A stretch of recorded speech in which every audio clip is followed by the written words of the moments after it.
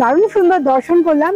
এত সুন্দর রামলালা দর্শন এত সহজে করতে পারবো কিন্তু আমি একদমই ভাবিনি। এখান থেকে কিন্তু প্রবেশ করতে হবে, এই হলো গেট।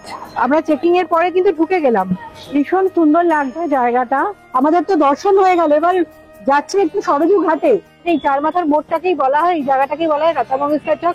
এই হলো রামকিপরি ঘাট। রাম মন্দিরের একদম গায়েই রয়েছে হনুমানগড়ি, তার পাশে আবার রয়েছে কনক ভবন। এগুলো কিন্তু আমরা পায়ে হেঁটেই ঘুরবো। একদিনে খুব সুন্দর ভাবে অযোধ্যা ভ্রমণ কিন্তু হয়ে যায়।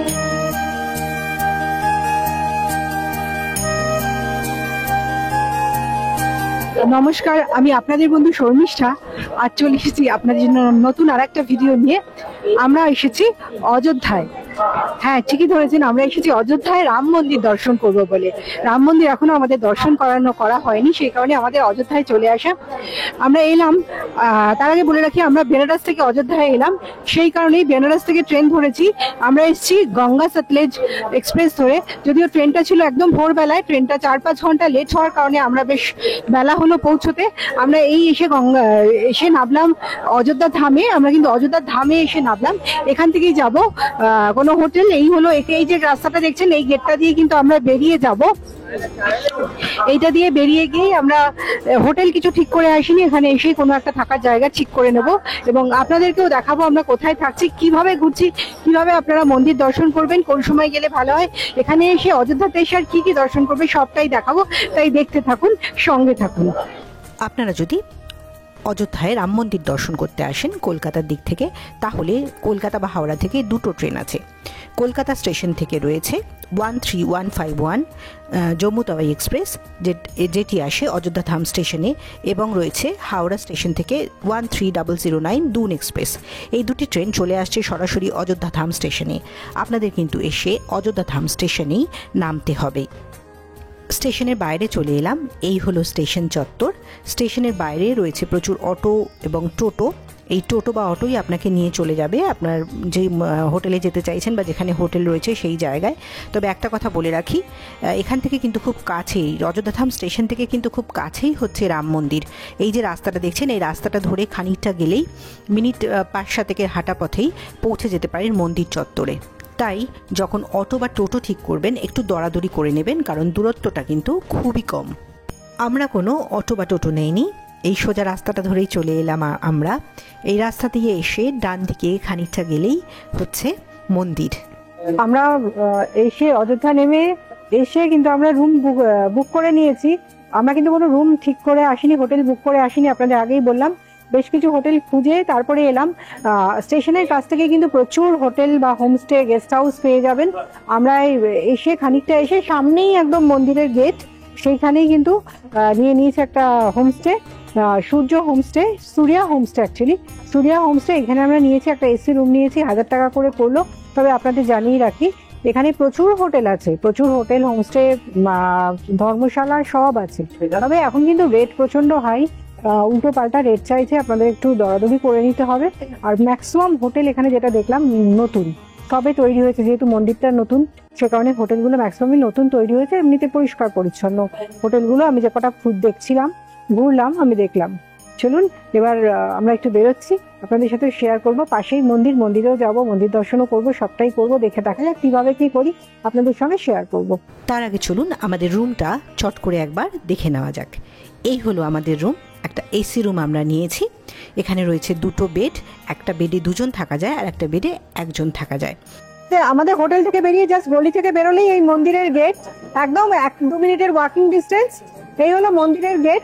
আমরা এক্ষুনি মন্দিরে যাচ্ছি না, খাওয়া হয়নি, কিছু খেতে হবে, তাই জন্য আমরা চলে এসেছি। এখানে কিন্তু পরপর খাবার জায়গা রয়েছে, রেস্টুরেন্ট রয়েছে, তবে সবই কিন্তু ভেজ। যেমন এখানে রয়েছে উডুপি এক্সপ্রেস, আমরা এটা একবার যাবো। তার উল্টো দিকেও রয়েছে আরেকটা উডুপি এক্সপ্রেস। আশপাশে প্রচুর খাবার দোকান কিন্তু আপনারা এখন পেয়ে যাবেন। মন্দিরের গেটেই দাঁড়িয়ে আছি, এই হলো মন্দিরের গেট। এইখানটায় আমি রয়েছি, এই উল্টো দিকেই তো রয়েছে আমরা। পাশে হচ্ছে বিলা ধর্মশালা, এই ধর্মশালাটাও কিন্তু খুব সুন্দর, এখানেও থাকতে পারেন। আমরা রুম পেলাম না, খুব সুন্দর এই ধর্মশালা। তার পাশেই একটা রাস্তা চলে গেছে, এখানে আছি আমরা। আর উল্টো দিকের গেট। এখন আমরা যাব মন্দিরের ভেতরে, প্রবেশ করব। এখন বাজে 4:45 মতো বাজে। আমরা এখন যাব মন্দিরের ভেতরে, যতটা অব্দি ক্যামেরা অ্যালাউ করছে ততটা অব্দি যাব। এই হলো মন্দির, মন্দিরের রাস্তাটা। এখান থেকে বেশ কিছুটা রাস্তা যেতে হবে। সামনে হুইল চেয়ারে যারা যাতায়াত করতে চাইছেন, যারা হাঁটতে পারছেন না, প্রবলেম আছে, তাদের জন্য কিন্তু হুইল চেয়ারের সুবিধা রয়েছে। সামনে এই কাউন্টারে যেতে হবে, এই কাউন্টার থেকে হুইল চেয়ারের জন্য যা লাগছে চার্জ দিয়ে হুইল চেয়ারের ব্যবস্থা করে নিতে হবে। এই যে এখান থেকে নিয়ে যাওয়া হচ্ছে হুইল চেয়ারে করে। আর একটা কথা বলে রাখি, এইটা কি এখানে কিন্তু রাম জন্মভূমি, যেহেতু রাম এখানে বিরাজ করছেন সেই কারণে হনুমান কিন্তু প্রচুর দেখতে পাবেন। মানে ট্রেন থেকে নামার পর থেকে, ট্রেন স্টেশন থেকে হনুমান দেখতে পাবেন। চারিদিকে হনুমান কিন্তু মানুষের সঙ্গেই সহাবস্থান। ওরা কিন্তু কাউকে বিরক্ত করছে না। আমরা যদি ওদের বিরক্ত না করি হয়তো আমাদেরকেও বিরক্ত করবে না। আমি চারিদিকে প্রচুর হনুমান দেখতে পাচ্ছি।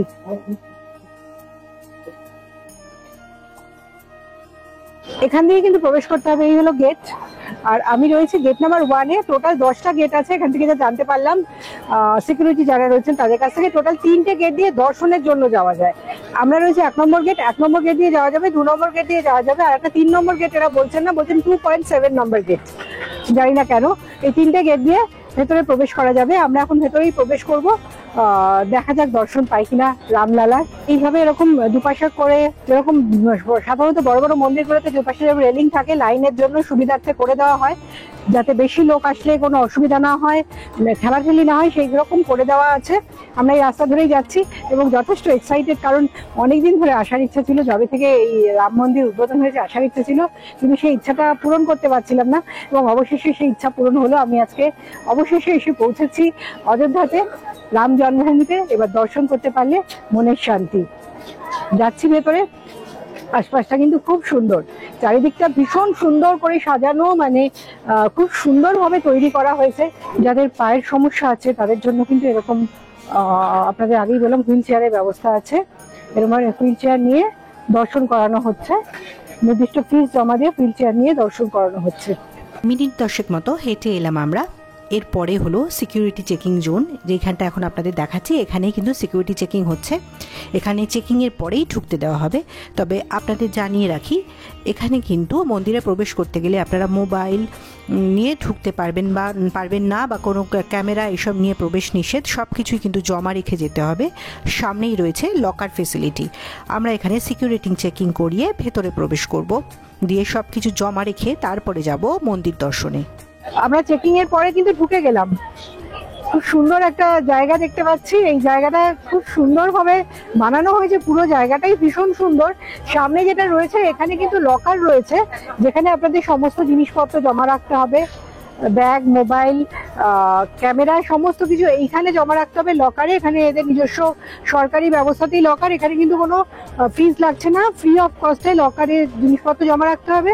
আর বাঁ দিকে রয়েছে জুতো রাখার জায়গা। এখানেও কিন্তু ফ্রিতেই সমস্ত জুতো রেখে যেতে হবে আপনাদের। এগুলো কিন্তু অ্যালাউ করা হয় না মন্দিরের ভেতরে। আমরা এবার ভেতরে প্রবেশ করব। মন্দির কখন খোলা থাকে বলে দিই, সকাল 6টা থেকে রাত 9:30 অবধি মন্দির খোলা থাকে। এই সময় পুরোটাই কিন্তু দর্শন হবে।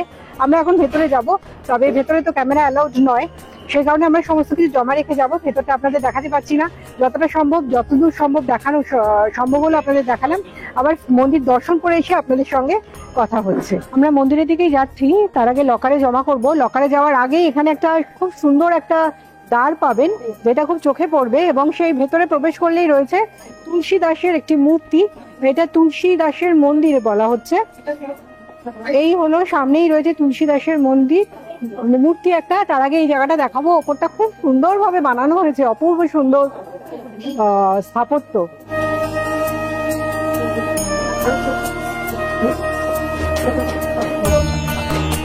ভীষণ সুন্দর লাগছে জায়গাটা।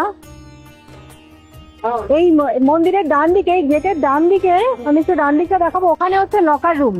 ওখানেই সমস্ত লকারের জিনিসপত্র রাখতে হবে। তার আগেই মন্দিরটা ঘুরে নিতে পারেন। এই যে জায়গাটা, দুই পাশে দুপাশে রয়েছে লকার, আর এইখানে এই হচ্ছে মন্দির। এই হলো তুলসী দাসের মূর্তি, যিনি রামচরিতমানস রচনা করেছিলেন আমরা জানি।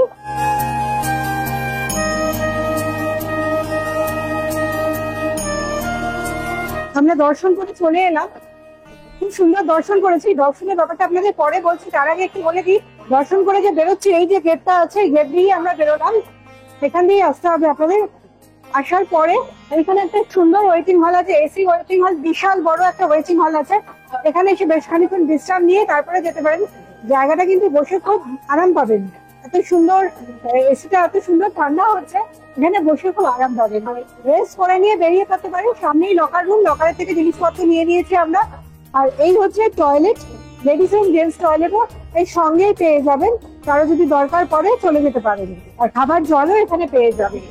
আর এই হলো এক্সিট, এখান দিয়েই বেরোতে হবে। সোজা দেখতে পাচ্ছেন লকার রুম, এখান থেকে আপনার জিনিসপত্র সংগ্রহ করে এই যে ডান দিকে যে রাস্তাটা যাচ্ছে এই রাস্তা দিয়ে কিন্তু বেরোতে হবে। এরপরে বাইরে বেরিয়ে পাবেন জুতো রাখার জায়গাটা, জুতো নিয়ে তারপরে বেরোতে পারেন। দর্শন করে বাইরে চলে এলাম, পিছনেই দেখতে পাচ্ছেন মন্দিরের যে গেটটা। খুব সুন্দর দর্শন করলাম আমরা। সময় লাগলো মোটামুটি ঘন্টাখানেকের মতো, পুরো দর্শন মানে পুরো গেট থেকে এন্ট্রি থেকে বলছি ঘন্টাখানেকের মতো হাতে সময় নিয়ে আসলে হয়ে যাবে। খুব ভিড় কিছু ছিল না, দারুণ সুন্দর দর্শন করলাম। এত সুন্দর রামলালা দর্শন এত সহজে করতে পারবো কিন্তু আমি একদমই ভাবিনি। এবার বলি, দর্শনের সময় আপনারা যে যাচ্ছেন ভেতরে কিন্তু মন্দিরে কিছু নিয়ে যাওয়া যাবে না, আপনাদের বলেই দিলাম। আর পুজো কিন্তু দিতে পারবেন না, কোনো পুজো সামগ্রী নিয়ে প্রবেশ করতে পারবেন না, শুধু দর্শনই করা যাবে। আপনারা যেটা করতে পারেন, সামনেই যখন গর্ভগৃহের সামনে যাবেন দেখবেন প্রচুর দানপাত্র রাখা আছে, সেখানে আপনার যেটা আপনার মনে হয় সেখানে দান করে আসতে পারেন, কিন্তু কোনো পূজা সামগ্রী নিয়ে যাবেন না। আর মন্দিরের আশপাশে কিন্তু ভেতরে কাজ চলছে, এখনো অনেকটাই কাজ চলছে, সে কারণে ধুলোটা ভীষণ বেশি, পারলে সঙ্গে মাস্ক ক্যারি করবেন। আর অপূর্ব সুন্দর মন্দিরটা, ভেতরে যখন গর্ভগৃহে যাচ্ছেন গর্ভগৃহের বাইরেটাতে খুব সুন্দর সুন্দর দেবদেবীর মূর্তি কারুকাজ করা, খোদাই করা, যেটা দেখতে ভীষণই ভালো লেগেছে। আর গর্ভগৃহটা খুবই সুন্দর, রামলালার দর্শন ভীষণ ভালোভাবেই পাবেন যদি খুব ভিড় না থাকে। প্রচুর মানে সুন্দর ব্যবস্থা রয়েছে, যেখানে খুব ভিড়ে ঠেলাঠেলিটা হবে না। আর এখানে যখন সবকিছু জমা করছেন, কাউন্টার গুলো যেগুলো আছে, লকারের কাউন্টারই বলুন, জুতোর কাউন্টারই বলুন, প্রচুর কাউন্টার, সেই কারণে খুব ভিড়ের চাপে কিন্তু পড়ার কথা নয়। আর দর্শনের সময় যখন গর্ভগৃহে প্রবেশ করছেন দেখবেন চারিদিকে টিভি লাগানো আছে, ঢোকার সময় দেখতে পাবেন যে চারিদিকে রামলালার ছবিটাই রয়েছে। দেখতে দেখতেই গর্ভগৃহে যাবেন এবং খুব সুন্দরভাবে দর্শন করে চলে আসতে পারেন। তবে হ্যাঁ, বেশিক্ষণ ভেতরে থাকতে দেওয়া হচ্ছে না, একটু সময় থেকে আপনারা বেরিয়ে আসতে হবে, এই আর কি।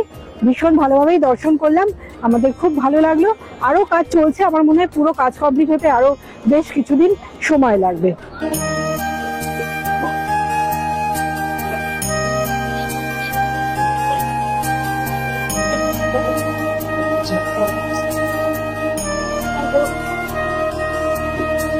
এখানে চলছে সীতারাসাই ভান্ডার, সেখানে কিন্তু খিচুড়ি দেওয়া হচ্ছে, আমি নিয়ে নিলাম।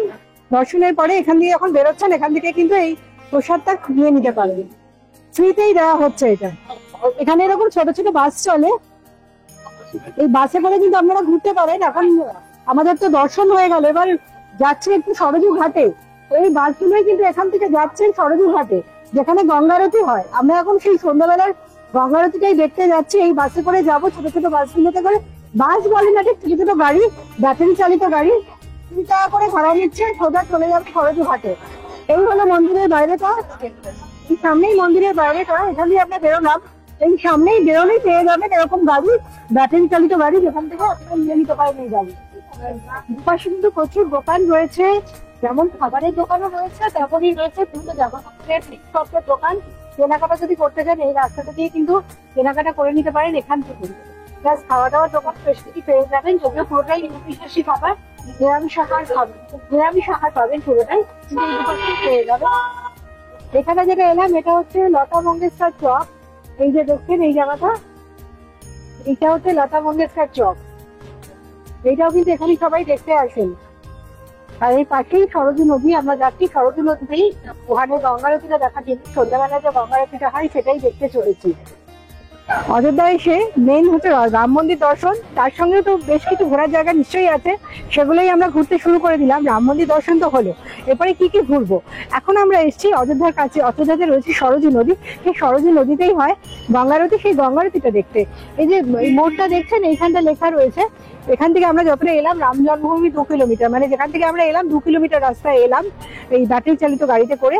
আর রাম জন্মভূমির পাশেই রয়েছে হনুমানগড়ি, যেটার ডিস্টেন্স হচ্ছে এখান থেকে 1.60 কিলোমিটার। আর কনক ভবন হচ্ছে এখান থেকে 2 কিলোমিটার, যেটাও এখানকার দ্রষ্টব্য। আর রামকি পৌরি একটা ঘাট রয়েছে, এটা কিন্তু একদমই সামনে 300 মিটার মতো। মতো। আমরা কিন্তু এগুলো দেখবো, রামকি পাউরি ঘাটটাও দেখবো। আপাতত আমরা যাচ্ছি এখন ঘাটে। আর এই যে ব্যাটারি চালিত গাড়িগুলোই কিন্তু এখান থেকে যাতায়াতের জন্য পেয়ে যাবেন।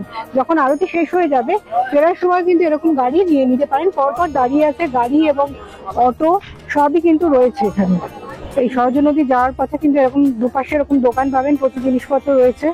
কারো যদি মনে হয় কিছু কেনাকাটা করবেন এখান থেকে কেনাকাটা করতে পারেন। এই পাশে রয়েছে জামা কাপড় আর ও পাশে রয়েছে সাজগোজের জিনিস, খাওয়া দাওয়ার জিনিস সব রয়েছে। সরজু ঘাটে চলে এসেছি। এখানে কিন্তু গঙ্গা আরতির প্রস্তুতি চলছে। এই যে সমস্ত জায়গা রেডি হচ্ছে গঙ্গা আরতি শুরু হওয়ার জন্য। আর লোকজনও চলে এসেছেন, সব বসে পড়েছেন গঙ্গা আরতি দেখার জন্য। খানিক্ষণের মধ্যেই শুরু হবে গঙ্গা আরতি। এখন বাজে প্রায় 6:45 মতো, শুরু হয়ে যাবে। এই হলো সরজু নদী। নদীতে কিন্তু অনেক নৌকা রয়েছে, এই নৌকা বিহারও করানো হয় এখানে, সে কারণে নৌকা দাঁড়ানো রয়েছে। এখানে 100 টাকা করে নেয় নৌকা বিহার করাতে। এই যে দেখছেন এই নৌকাগুলোতে নৌকা বিহার হয়। নদীতে কিন্তু খুব বেশি জল নেই, ওপারটা দেখা যাচ্ছে, খুব বেশি জল নদীতে নেই। এখানেই হয় গঙ্গা আরতিটা এবং এখানেই হয় নৌকা বিহার।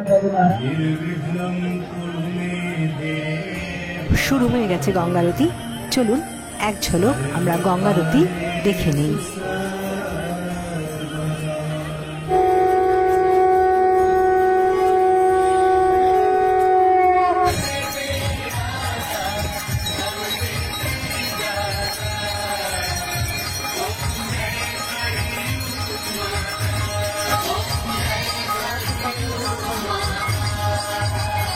আপনারা এতক্ষণ আমার সঙ্গে দেখলেন সরজু নদীর যে গঙ্গা আরতি আছে তারই একটা ঝলক। সরজু নদীটা হচ্ছে মানে সরজু নদীর যে ঘাটটা সেটাকে নয়াঘাটও বলা হয়ে থাকে। আমি এখন দাঁড়িয়ে আছি লতা মঙ্গেশকর চকে। এইটা হচ্ছে লতা মঙ্গেশকর চক। এই 4 মাথার মোড়টাকেই বলা হয়, এই জায়গাটাকেই বলা হয় লতা মঙ্গেশকর চক। আপনারা আসলে লতা মঙ্গেশকর অবশ্যই লতা মঙ্গেশকরটা ঘুরবেন আর যাবেন সরজু নদীতে। তার সঙ্গে যাবেন সামনেই আছে রামকি পাউরি ঘাট। এই রামকি পাউরি ঘাটেও কিন্তু আপনারা যাবেন। এই 3টে জায়গায় এখানে দেখার আছে এই জায়গাটায় আসলে, যেটা আমরা একটা ব্যাটারি চালিত গাড়িতে করে চলে এলাম। আপনারা চলে আসতে পারেন, এরকম ব্যাটারি চালিত গাড়ি পাবেন রাম মন্দিরের সামনে থেকে।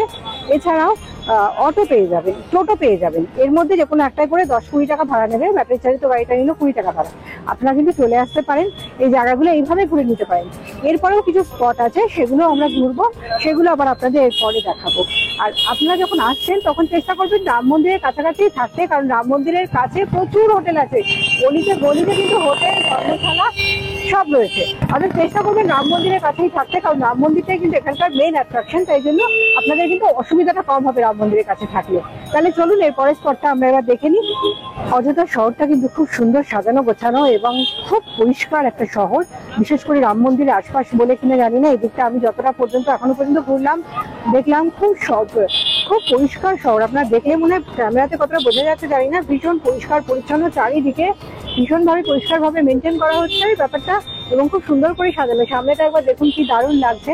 আর একটা জিনিস হচ্ছে এখানে কিন্তু রাস্তায় বিভিন্ন দিকে বিভিন্ন জায়গায় পেয়ে যাবেন পাবলিক টয়লেট আর সঙ্গে ঠান্ডা জলের ব্যবস্থা। চারিদিকে কিন্তু একটুখানি দূরত্বে, খানিকটা দূরত্বে রয়েছে এই খাবার জল এবং পাবলিক টয়লেটের ব্যবস্থা, যেটার সাথে আমি অনেকটা তিরুপতির মিল পেলাম। আর টুরিস্ট যেহেতু এখানে অনেক আসছেন, সেই কারণে এই যে ব্যাটারি চালিত ওই যে গাড়ি দেখাচ্ছি আপনাদের, এরকম গাড়ি কিছু চলাচল করছে। বেশ কিছু গাড়ি রাস্তায় আছে যেগুলোতে কিন্তু খুব স্মুথ যাতায়াত করা যাচ্ছে দেখলাম, কারণ রাস্তাটা ভীষণ ভালো বলে এই গাড়িগুলো খুব ভালো সার্ভিস দিচ্ছে, টুরিস্টদের জন্য খুব ভালো সার্ভিস দিচ্ছে। লতা মঙ্গেশকর চকে এতক্ষণ আমরা ছিলাম। এই যে দেখছেন লতা মঙ্গেশকর চক, এই যে দূরে দেখা যাচ্ছে, ঠিক লতা মঙ্গেশকর চকের পাশেই হচ্ছে রামকি পাউরি ঘাট। এই চলে এসেছি রামকি পাউরি ঘাটে। এই হলো রামকি পাউরি ঘাট। দুপাশে কিন্তু বাঁধানো, মাঝখান দিয়ে এই জলটা বইছে, দুপাশটাই কিন্তু ঘাট রয়েছে। খুব সুন্দর জায়গাটা, চারিদিকটা একদম ঘেরা, মাঝখান দিয়ে জলে কিন্তু ভালো স্রোত আছে। জায়গাটা কিন্তু আমার বেশ ভালো লাগছে। জায়গাটা খুব সুন্দর। একটা অযোধ্যা খুব পুরনো শহর, তার সঙ্গে এই যে সবকিছু মিলিয়ে এই জায়গাটাই ভীষণ সুন্দর। এখানকার পরিবেশ, এখানকার আবহাওয়াটাই অন্যরকম। আসলে যে আসবে সে বুঝতে পারবেন যে ব্যাপারটা, এখানকার পরিবেশটা কিরকম। মনটা কিন্তু একদম অন্যরকম হয়ে যাবে যখনই আপনি অযোধ্যা স্টেশনে এসে নামবেন, তারপরেই কিন্তু মনটা অন্যরকম হয়ে যাবে। এইটা এই রামকি পাউরি ঘাটে আমি ভাসাবো, নিয়ে নিলাম এটা।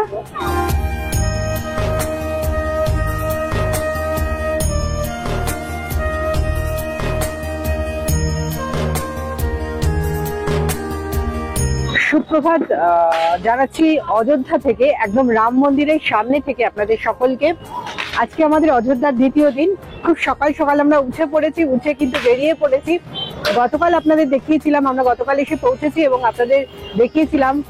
প্রথমে আমরা রাম মন্দির দর্শন করেছিলাম এবং রাম মন্দির দর্শন করার পরে চলে গেছিলাম, ঠিক এই রাম মন্দিরের গেট থেকেই পেয়ে গেছিলাম সরজুঘাট যাওয়ার ব্যাটারি চালিত গাড়ি। সেই গাড়িতে করে চলে গিয়েছিলাম একদম সরজু নদীর কাছে, যেখানে সন্ধ্যাবেলায় একটা আরতি হয়, সন্ধ্যা আরতি, গঙ্গা আরতি হয়। সেই আরতিটা দেখেছিলাম একটু আমরা, এবং তার পাশেই রয়েছে লতা মঙ্গেশকর চক আর রয়েছে রামকি পৌরি ঘাট। আমরা সেগুলোই কিন্তু কালকে করে নিয়েছিলাম। একদম এইখান থেকে যে ব্যাটারি চালিত গাড়িটা ধরেছিলাম 20 টাকা করে আমাদের সরজু ঘাটের কাছে নিয়ে গিয়েছিল। আবার ফিরেছিলামও ঠিক একইভাবে 20 টাকা করে ভাড়া দিয়ে আমরা একদম এখানে এসে নেমেছি। আর আপনারা জানেন আমি রয়েছি ঠিক এই যে মন্দিরের ঠিক উল্টো দিকের গলিতেই একটা হোটেলে। এই যে রাস্তাটা আমি দেখাবো, এই মন্দিরের উল্টো দিকের গলিতে আমরা রয়েছি। আর পাশেই রয়েছে বিড়লা ধর্মশালা। আর আমি দেখাবো সোজা যে রাস্তাটা চলে গেছে, এই রাস্তাটাই কিন্তু স্টেশনের রাস্তা। এই সোজা গিয়ে বাঁ দিকে খানিকটা গেলেই কিন্তু স্টেশন থেকে মন্দিরের দূরত্ব ম্যাক্সিমাম 300-400 মিটার। মন্দিরের গেটের দূরত্ব ম্যাক্সিমাম 300-400 মিটার হবে, 500 মিটারের বেশি তো নয়। এইখানে আপনারা এই গেটটা পেয়ে যাচ্ছেন। ওখান দিয়ে আসলেই আপনারা অযোধ্যা দিনের দিন ঘুরে চলে যেতে পারেন, সকালে এসে সবকিছু দেখে আবার চলে যেতে পারেন। একটা দিন আবার স্টেও করতে পারেন। সেক্ষেত্রে 1 রাত্রি 2 দিনে কিভাবে ঘুরতে পারেন আমি সেটাই আপনাদেরকে দেখাচ্ছি। আমরা যেমন 1 রাত্রি 2 দিনেই এই জায়গাটা ঘুরছি, ঠিক সেইভাবেই আপনাদেরকেও আমি দেখাচ্ছি। এই হলো মন্দিরের গেট। এখন সকালবেলা 7টার মতো বাজে। ভিড় আছে মোটামুটি, খুব ভিড় আমি বলবো না। আর এখানে এত সুন্দর সিস্টেম, ভিড়টা ঠিক আপনারা বুঝতেও পারবেন না যে খুব ভিড় হয়েছে। এরপরে এখানে আরো কিছু স্পট আছে যেগুলো পায়ে হেঁটে খুব সুন্দর করে দেখে নেওয়া যায়। এই যে রাস্তাটা, যেটা সরজু ঘাটের দিকে রাস্তাটা ধরলাম, এই রাস্তাটা দিয়ে খানিকটা গেলেই কিন্তু পড়ছে হনুমানগড়ি, এবং তার পাশেই রয়েছে কনক ভবন। অর্থাৎ রাম মন্দিরের একদম গায়েই রয়েছে হনুমানগড়ি, তার পাশে আবার রয়েছে কনক ভবন। এগুলো কিন্তু আমরা পায়ে হেঁটেই ঘুরবো, এর জন্য কোনো অটো টোটো কিচ্ছু ভাড়া করার প্রয়োজন পড়ে না। চলুন আমি দেখাচ্ছি কিভাবে ঘোরা যায়। আপনারাও কিন্তু এইভাবে সব জায়গাগুলো অযোধ্যায় এসে ঘুরে নিতে পারেন। রাম মন্দির থেকে মিনিট 5 মতো হাঁটলেই ওই একই ফুটে পেয়ে যাচ্ছেন এই হনুমানগড়ি। বাঁদিকে ঢুকতে হবে। যে রাস্তাটা ধরে আমরা এলাম, রাস্তাটা কিন্তু খুব সুন্দর, হেঁটে আসতে কোনো অসুবিধা হবে না। এই গলিটাই হচ্ছে হনুমানগড়ি। যারা পুজো দিতে চাইছেন এখান থেকে কিন্তু পুজোর সামগ্রী নিয়ে নিতে পারেন। পাশে কিন্তু দুপাশে দোকান রয়েছে, মিষ্টির দোকান। হনুমান গড়িতে পুজো দেওয়ার জন্য এখানে ফুল মিষ্টি সব পেয়ে যাবেন। চলে এলাম হনুমান গড়ির সামনে। এই যে ওপরে ঢুকছে মন্দির, মন্দিরের সিঁড়ির সামনে কিন্তু আমরা দাঁড়িয়ে আছি। এর ভেতরে মন্দিরে প্রবেশ করার এটাই হচ্ছে রাস্তা। সামনে সব জুতো চপ্পল খুলে রাখার জায়গা রয়েছে। আর পুজোর ডালা যদি নিতে চান এখান থেকেই সব নিয়ে নিতে পারেন। মন্দিরের সামনেই সব কিছু পেয়ে যাবেন।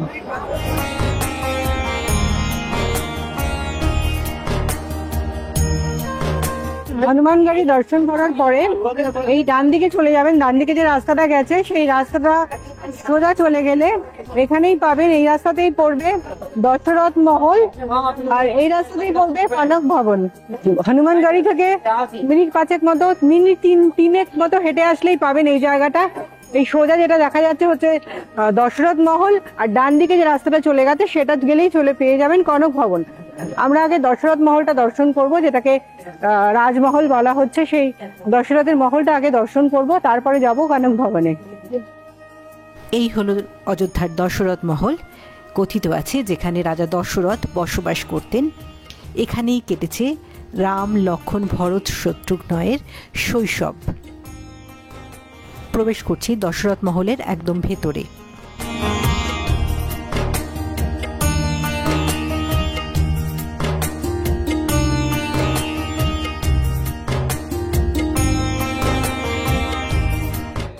দশরথ মহলের ভেতরে পাবেন এরকম মন্দির, যেখানে রয়েছে রামচন্দ্র, সীতা এবং লক্ষ্মণের বিগ্রহ।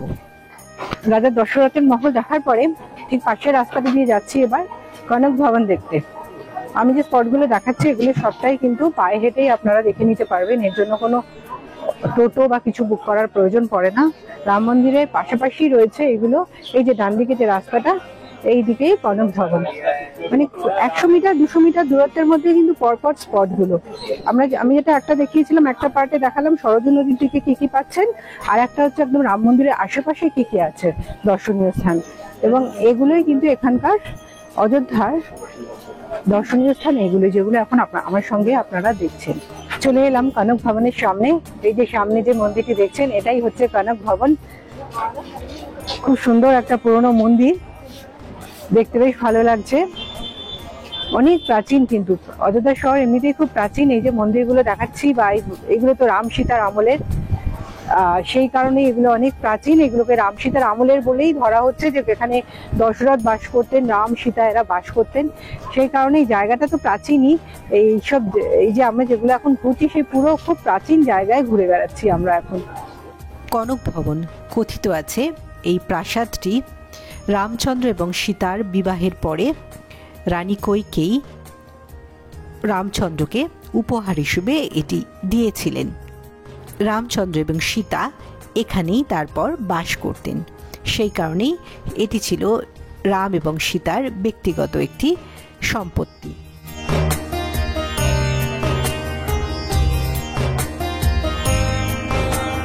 অযোধ্যাতে সব জায়গায় কিন্তু এরকম রামলালার মূর্তি পাবেন। চারিদিকে এরকম ছোট ছোট রামলালার মূর্তি বিক্রি হচ্ছে। যে হোটেলে থাকবেন সেই হোটেলের সামনেও দেখবেন ওদেরও একটা ছোট্ট একটা জায়গা করে রেখেছে, যেখানে ওরা এগুলো বিক্রি করছে, এবং চারিদিকে রামলালার মূর্তি বিক্রি হচ্ছে। এই इसका दाम क्या है? 180 रुपए। ये छोटा वाला? अच्छा, ये सबसे छोटा है क्या? এই যে ছোটটার দাম পড়ছে 50 টাকা করে। সুন্দর দেখতে লাগছে। আর বড় এটা এই সাইজটা বলছে 180। আচ্ছা, এই 50 টাকার পরে এই সাইজটা আছে, এটা হচ্ছে 100 টাকা করে। ভালো লাগছে দেখতে, একদম যেরকম রামলালা অযোধ্যায় বসে আছেন সেই একই জিনিস এখানে ছোট্ট বানিয়ে বিক্রি করা হচ্ছে। আমরা কিন্তু এখানে যা যা দ্রষ্টব্য আছে অযোধ্যাতে রাম মন্দিরের সঙ্গে বাকি যে সমস্ত দর্শনীয় স্থান আছে সবটাই দেখে ফেললাম। মোটামুটি ঘন্টা দেড়েক সময় লাগলো দেখতে। এখানে যেমন রয়েছে হনুমানগড়ি, রয়েছে দশরথ মহল, যেটা আমার পিছনেই রয়েছে দশরথ মহল, তার পিছনে রয়েছে কনক ভবন। এরকম কয়েকটা স্পটই রয়েছে এই জায়গাটা। এগুলো দেখতে হার্ডলি 1-1.5 ঘন্টা সময় লাগবে। আপনারা যদি পুজো দেন 1-1.5 ঘন্টার মধ্যে কিন্তু সমস্ত জায়গাগুলো ঘুরে দেখে নেওয়া যায়। আর একটা জিনিস বুঝলাম, একদিনে খুব সুন্দরভাবে অযোধ্যা ভ্রমণ কিন্তু হয়ে যায়। চাইলে দিনের দিন ঘুরে যান, নাহলে একটা দিন স্টে করে পরের দিনকে আবার বেরিয়ে যান, ট্রেন ধরে নিন। এইভাবেও আপনারা প্ল্যান করতে পারেন। আপনারা এখন আমার সঙ্গে ঘুরছিলেন রাম জন্মভূমি অর্থাৎ অযোধ্যায় এসে আপনারা কিভাবে রামলালা দর্শন করবেন, কোন সময় আসলে ভালো হয়, এখানে এসে আশপাশে কি কি দেখবেন, সমস্ত কিছু, কোথায় থাকবেন, খাওয়া দাওয়া কোথায় পাচ্ছেন, সমস্ত কিছু কিন্তু আপনাদের সঙ্গে শেয়ার করলাম। একটা দিনে খুব সুন্দর করে অযোধ্যা রাম মন্দির দর্শন করে আশপাশটা ঘুরে নেওয়া যায়। প্রথম দিন যেদিন আসলেন দুন এক্সপ্রেসে করে বা কলকাতা থেকে জম্মু তাওয়ায় করে সেদিনই এসে সমস্ত দর্শন সেরে নিতে পারেন, অথবা পরের দিন সকালের জন্য কিছুটা রেখে দিতে পারেন, দিয়ে ফিরে যেতে পারেন পরের দিনের দুপুর 11টা 25 দুন এক্সপ্রেস ধরেই। এইভাবেই এক রাত দুদিনে আপনারা ঘুরে নিতে পারেন অযোধ্যা রাম মন্দির। চলুন, আমার ভিডিওটা আজ এই পর্যন্তই। আমি রাম মন্দিরের সামনের গেট থেকেই আজকে শেষ করছি আমার আজকের অযোধ্যা রাম মন্দির নিয়ে ব্লগ। আমার ভিডিওটা যদি ভালো লেগে থাকে অবশ্যই লাইক, কমেন্ট, শেয়ার করতে ভুলবেন না। চ্যানেলটাই নতুন হলে সাবস্ক্রাইব করে পাশে থাকা বেল আইকনটা প্রেস করে দেবেন। সকলকে ধন্যবাদ জানিয়ে শেষ করছি আমার আজকের ব্লগ।